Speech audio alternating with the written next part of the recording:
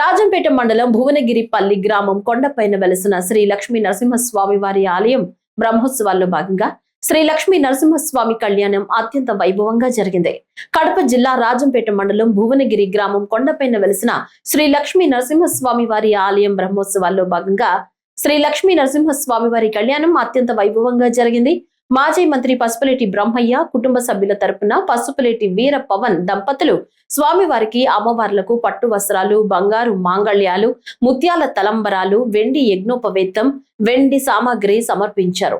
ఈ సందర్భంగా వారిని వేద పండితులు ఆలయ మర్యాదలతో ఘన స్వాగతం పలికారు. శ్రీ లక్ష్మీ నరసింహస్వామి వారి కళ్యాణ మహోత్సవం వేద పండితుల వేద మంత్రాలతో, మంగళ వాయిద్యాలతో, ముత్యాల తలంబరాలతో, అనేక రకములైన పుష్పాలంకరణల మధ్య అంగరంగ వైభవంగా నిర్వహించారు. కళ్యాణం అనంతరం పెద్ద ఎత్తున పాల్గొన్న భక్తులకు తీర్థ ప్రసాదాలు అందజేశారు. వేద పండితులైనటువంటి వృత్తికులు ఇక్కడికి విచ్చేసి ఉన్నారు.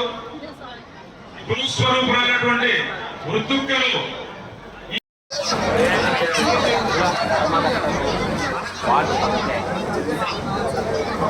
దయచేసి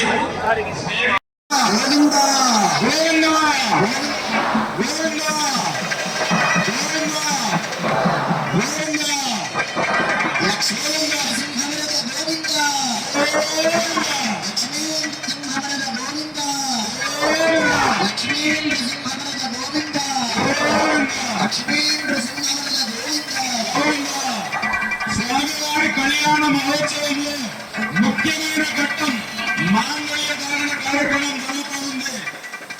తిలకించిన వారికి స్వామివారి కళ్యాణ మహోత్సవాన్ని తిలకించిన వారికి సర్వదా స్వామివారు వెన్నుండి వారిని కాపాడుతారు.